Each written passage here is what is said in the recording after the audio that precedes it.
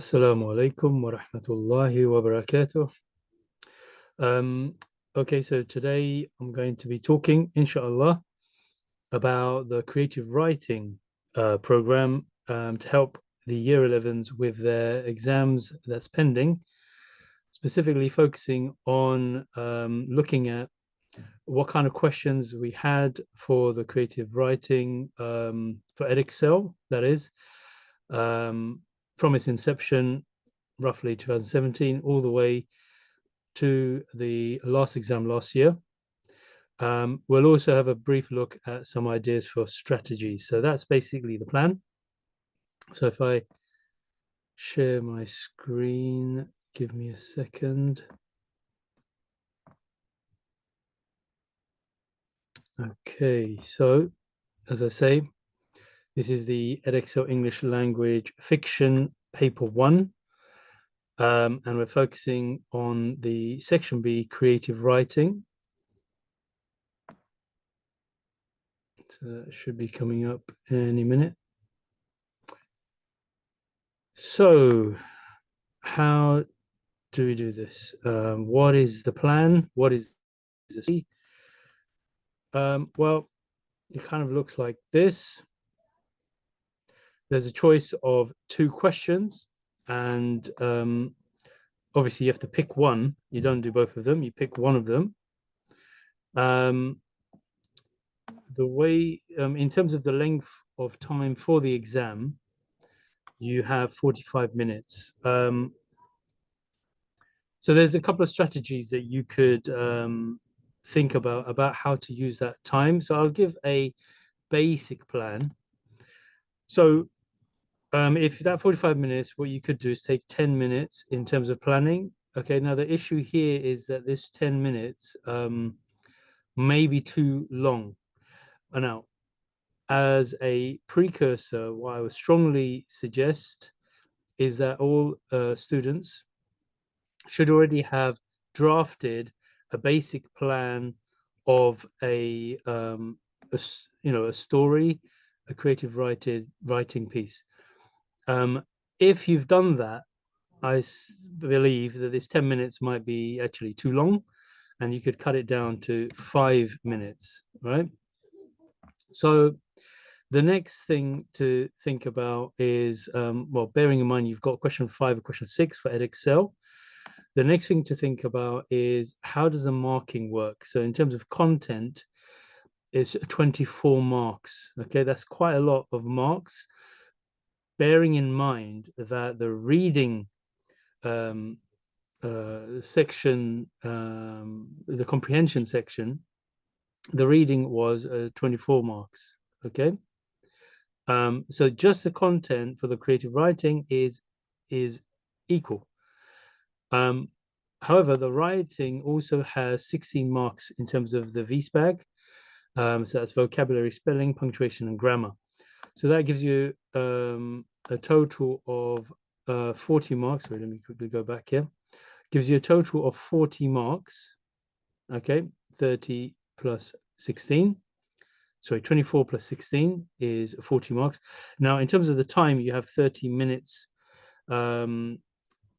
If you're trying to keep 5 minutes away from the end. Okay, so let's just quickly run through in terms of time. You have 10 minutes beginning, 30 minutes for the main writing, 5 minutes at the end. That gives you your 45 minutes. However, if you have 5 minutes planning time, that will give you an increase of 5 minutes for your actual exam writing time. So you have 35 minutes. Now, often what would happen is students would try to kind of eliminate the checking and editing time, that 5 minutes right at the very end. However, that 5 minutes is critical, especially if you are a student that you have spelling mistakes, that you tend to make spelling mistakes, or you are somebody with handwriting issues. You need that 5 minutes to check and make sure that the examiner can read your work, and also you can decrease potential problems so that you maximize your VSPAG, the spelling, punctuation, and grammar. If you have any problems there, you're going to lose marks from that 16. So, the proof is in the pudding. The more practice, the better. The more you attempt this, the better. Okay, so that's your 45 minutes. Now, there is another thing to consider, bearing in mind that you have the comprehension earlier, right? You could borrow some time from this writing task to put into your comprehension task. I'm not going to focus on that, but it's something to consider. And this really is only for those students who are above average or very eloquent and confident in their writing ability. Okay. So now how do we plan for the creative writing task? Well, the first thing I would suggest you do in that 10 minutes of planning, or as I say, 5 minutes, if you decide to cut that down, is just quickly number. So you write numbers 1, 2, 3, 4, and this is the number of paragraphs you'll end up writing. Okay. And remember, what we're trying to do is we're trying to go to about 5 to 6 paragraphs. You could write more if you tend to write a lot more. Alternatively, you could think in terms of pages, so it's 3 to 5 pages, okay, or rather 3 to 5 sides. So what would you cover? Let me give you an example. So at the beginning, what you could do, this is an example. This is not what I'm telling you to do. This is an example. So paragraph 1 would be, maybe I'm going to start with the ending. So this could be something you do. And then paragraph 2, you do a flashback whereby the protagonist, you show that they are troubled by some kind of a problem. So that's your paragraph 2. You identify what is this problem for your protagonist. So you go back in time, okay? And then paragraph 3 could be your rising tension. So this problem is magnified. There's additional hurdles that are put in the way of the protagonist. Now, the 4th paragraph is something where I think you should, or you could, showcase your writing ability. So here you put in a conversation, but you'd only do that if you are strong with your dialogue, your speech rules, knowing where you put your punctuation marks. Alternatively, you could pick or use this paragraph to identify that maybe the characters uncover an object, or they need to and so by doing this, you have this paragraph describing the object, and this will be good to showcase your descriptive ability. If it's not an object, it could be a place, it could be another character, another person. The reason why I would avoid the person is because you should have already in your paragraph 2 and or 3 described your protagonist, so you would have already done a type of description for your character there. So it's better, it could be a setting as well. It might be some place that they have to go to, so you describe a specific location in as much detail as possible.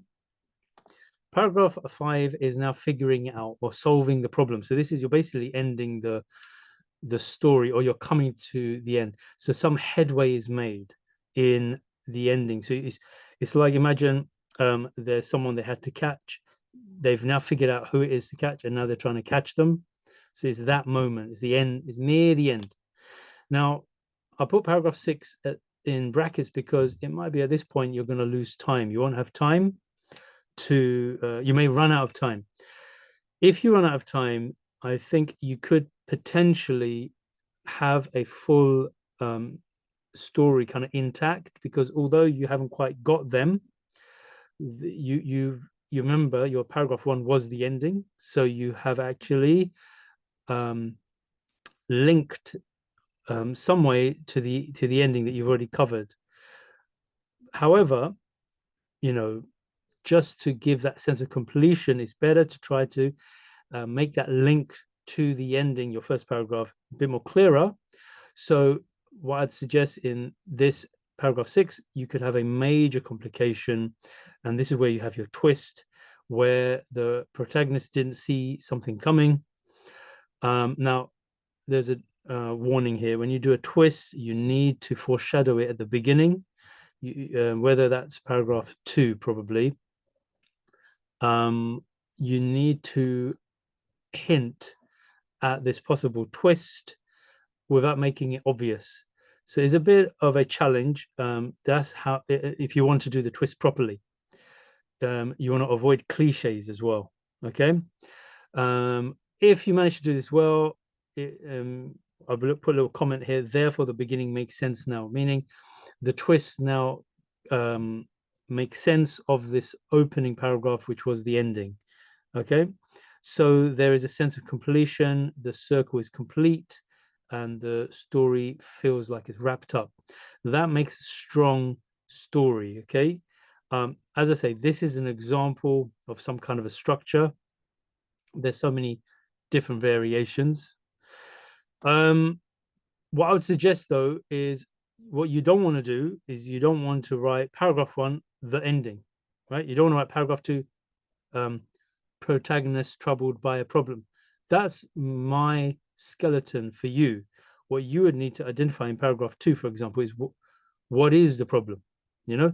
So for example, I've written down here, just write a couple of words here, meaning every paragraph, just write a couple of words. So for example, paragraph 1, Jojo, whoever he is, he dies. That's the ending. Jojo, the main character, dies.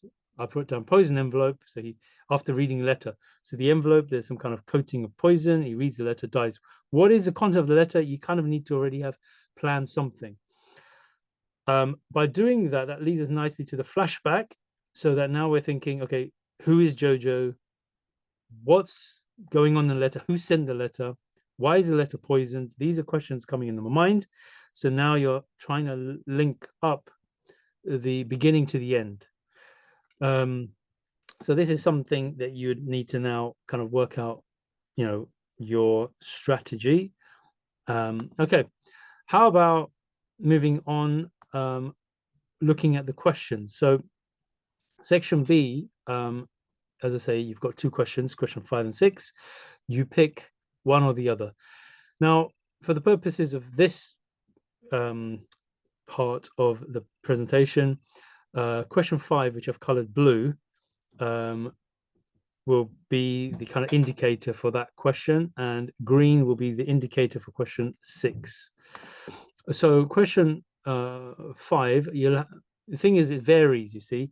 At Excel, they don't fix question 5 or question 6 as you'll see. So for example, one of the questions, whether it's 5 or 6, will be a shorter phrased question. And often it says a phrase like, your response could be real or imagined. That means you could either make it up or it could be based on something in your own life that you put onto paper. Also, it mentions that you need to think about your vocabulary, spelling, punctuation, and grammar. The other question is a longer phrase question, and it's usually connected with images, and they usually have two pictures. You don't have to use those pictures. They are there for the weaker students to kind of prompt them for some ideas. You can completely ignore them. So it says you may use the images, not you must. And other kind of phrases it says is, look at the images provided, as I say. It says your response could be real or imagined, same as the previous question. But it also says you may wish to base your response on one of the images, but like I say, it says you may. And also it has the same thing about vocabulary, spelling, punctuation, and grammar. So that is the longer phrase question. As I say, on average, you want to try to do 5 to 6 major paragraphs or 3 to 5 sides, okay? Let's have a look at some exam papers. So in terms of question 5, in terms of the sample paper, the question was, write about a time when you or someone you know tried to hide something. See how open that is? Yes, there is something about hiding. That's it. A time when you or someone you know tried to hide something. It's very open. Now look at June 2017. Write about a time when you met somebody new. That's it. You met somebody new.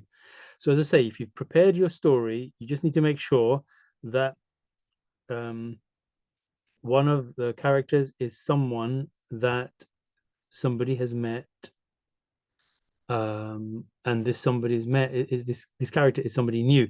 Notice it says when you. This implies, it's kind of suggesting that it wouldn't make sense to have this story written in the third person. So you'd probably have to switch. If you wrote in the third person, you'd have to change it to the first person. So that's something to think about. November 2017, write about a childhood friendship. So this implies it's somebody that you've not just met new, it's someone that you've known for some time. Having said that, it could be open enough that it's somebody you met new and becomes a friend. So you see, there's a link. You can still link them together. It's so wide in terms of what you can cover. June 2018, right about a time when you or someone you know did something that they should not have done. Okay, so it's so open that you can amend your story that you've planned to the question. I think there's enough wiggle room to do that. November 2018, right about a time when you or someone you know made something. Okay, made something, made a plan, made a construction of some type. June 2019, right about a time when you were lost or you lost an important possession. So this one is about losing something, right? November 2019, right about a time when you had the courage to fight for something you believed in. So you'll notice that any of these titles, you can kind of, you could adapt your story to any of these. So long as you have a core component to your story. And I will talk to you about certain strategies right at the very end. As I say, June 2020, I think there was no exam then because of COVID. So we go to November 2020, right about a time when you visited a place that was new to you, to a new place. November 2021, right about a time when you or someone you know felt positively about another person. See how that connects nicely with the earlier ones about meeting somebody new or a friend. June 2022, this is last year's paper, right about a time when you or someone you know stood up for something important. It's very similar to the one about fighting for something you believe in. Okay. When it says someone you know, this is when you can write in the third person. Okay. How about question 6? On the sample paper, it says write about a frightening experience. Notice the phrasing is slightly different. June 2017, write about a time when something strange or unusual happened to you or someone you know. Okay, that's similar to the previous type, question 5 type questions. So you got frightening. So this could lead to some kind of gothic horror. A time when something strange or unusual happened, that could be gothic horror. November 2017, write about a time when you or someone you know had an exciting experience. Now, the exciting seems, full of adrenaline, maybe. Could you connect it to frightening? Perhaps. But exciting seems more positive. So therefore, you'd have to, you could still have something exhilarating. You might have to switch. If you had already prepared something that's frightening, you'll have to switch something to yes, you get the exhilaration from something frightening, but maybe they survived and they look back and thinking, wow, that was crazy, that was mad, i.e. that was fun. And that's a way around it, even though it's the same, effectively the same story. June 2018, write about secret. See, very open. November 2018, write about what it would be like to live in the future. This could be some kind of science fiction, or it could be dystopic. June 2019, write about a time when you felt happy or relieved about something. So again, the relieved here is probably better because it implies some kind of tension and then you overcame the tension. November 2019, write about when you were part of a crowd. Okay, that's a bit dry, that one, but you were like other people. Okay, sounds to me a bit dystopic. June 2020, there wasn't a paper. November 2020, write about when you or someone you know experienced something that was amazing or surprising. Amazing sounds like you have to make it positive, but surprising could be negative. It's neutral. It could be positive or negative. November 2021, write about your most treasured memory. So this is more reminiscing, looking at the past. And obviously it's focusing on first person because it's talking about your most treasured memory. And last year's question, June 2022, write about a time when the weather was memorable. That's a very specific. When the weather was memorable, you have to mention the weather, but it can't be incidental because it mentioned memorable. There's something significant about the weather. Now, in terms of conclusions, what can we wrap up? In terms of question 5, notice it tended to say things like write about a time when, or write about a, and then it gives some kind of topic or theme. Almost consistently, that was a main type of thing question 5 kept doing. Question 6 had a bit more variety. It would say either write about when you or someone you know. It said that a lot. Also, write about when you or someone you know experience something. Write about what it would be like. Yeah. Write about a time when, and also write about a. So, to be honest, there's not that much difference between question 6 or question 5. Obviously, one of them has the pictures. When it talks about write about a time when you, if it talks about you, that the only issue here is you have to keep it in the first person. That's the only. So you have to look carefully at the question. Is it talking about you? If it talks about someone you know, then you can open it up to third person. But if it says it uses the word you can't really write in the third person. It has to be first. Okay, final part now, strategies. So this is the basic strategies, but they're necessary strategies. Break your story into 3 moments, right? So that's the first thing I'd say. I'll elaborate a little bit in a minute. Also, I would strongly recommend you have a story with tension. If there is no tension, it will be just dry. So something where there is, so in the story that you prepare, make sure there is a tension, because if you notice all of those questions, you could put in tension, okay? And it will still work. You need to have some kind of character development. What does that mean? It means whatever the character is, your protagonist at the beginning we need to see some kind of change in that character. He learns something, or something has to happen to that character by the end. You can't have an angry character at the beginning and at the end he's still angry. That means this character is a bit of a flat character. So that's a warning there. Also, make your story memorable. Okay, a couple of ideas about that in a minute. So let me run back. So 3 moments. What do we mean by that? What's the main thing that happens at the beginning? What's the main thing that happens in the middle? And how does it end? Okay. I would strongly recommend you think about your ending first. How are you going to end? Once you know your ending, how are you going to get there? If you're running out of time, get rid of the middle. Just do the beginning, do the ending. Okay. So beginning, middle, and end. But if you're struggling for time, beginning and end. That is weaker. You need to show some kind of middle moment.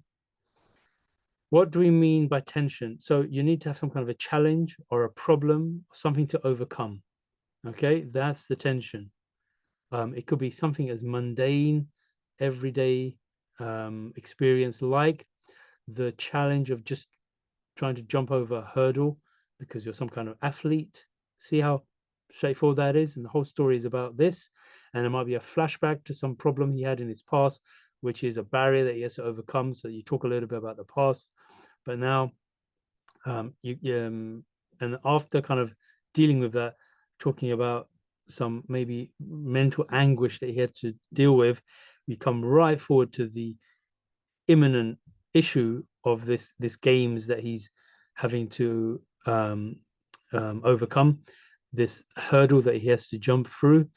So the idea of the hurdle that this sportsman has to jump over is also an extended metaphor of life's problem that he has to jump over. So think through your plot and try to think of a metaphor or an extended metaphor that becomes like a symbol of your story. Something like this is smart and is the thing that could get you the higher grades. Character development. So the protagonist learns something, he grows, he develops some kind of realization. Could the realization be the twist at the very end? But if it is, how does the character develop from that realization? Realization can't be, oh, look, I've just died. You have to really think it through. Make it memorable means what is your effective opening? It has to have it has to be a hook. It has to hook the reader in, and you must make us feel interested. Um, we're rooting for your protagonist. That he's likable, or she's like we like this character. We want to know what happens to this person. Maybe the hook could be medias res. That is to say, you start in the middle. You start as if something's already happening. Somebody's running. Somebody's chasing. What's going on? We, the reader, are now wondering. And then you got to have a memorable ending. So you can't just end and it's just happy ever after. You have to have some kind of interest at the ending. I would suggest a twist, but you don't have to have a twist. Okay. Another idea is a cyclical ending, meaning it ends just as it begins. That's another idea for an ending. Okay, final things. Add some detail, possibly, if possible, bring in dialogue. Think about language devices and extensive vocabulary. So let me now run through them briefly. In terms of detail, have you done a paragraph where you talk about the senses? How does something look? How does it feel? How does it smell? How does it touch? Don't do it in an obvious way, like you're literally going through every single sense. It has to be subtly done, but you can show, oh, look, I've covered the senses in this paragraph. Another idea for detail is perspectives. Like maybe you have one major character and we're looking at things from that person's perspective, but then you switch in a later paragraph, you switch character and now you get a completely different perspective, and maybe the same event from another perspective. And the mere fact that you look from another perspective could be the twist, you see. The last one is descriptive writing. What I mean by that is try to have a moment when you describe, like I said earlier, an object. It could be describing a character. So here we're wanting to look at your adjectives, your adverbs, maybe similes, personification, these things to describe someone or something, and really look using complex sentences, maybe to describe if it was a little box, the intricate details running along the side, the way when you open it creaks, how it feels, the weight, what color is it, and then maybe some factual details of where did it come from, how old was it, and do you see that will be a full paragraph, but it's a lot of description. Now, only do dialogue if you are confident with dialogue. You need to make sure you get your punctuation correct. Dialogue varies the tone and the pace of the writing. It really can make the writing feel amazing, but that's something to consider. Now, the last two, we've got language devices, and by this I mean you've done so many analysis of language when you read articles or short stories. You're looking for alliteration, you're looking for similes, you're looking for a list, etc., etc., etc. Your task is, why are you not using devices in your own writing? Where are your adjectives? Where is your simile? And when now, a little warning: don't use cliche similes. Don't say he ran as fast as a cheetah. Um, Avoid cliches. Um, so language devices is a must. So you need to think, if someone is analyzing your work, can they pick out lots of devices?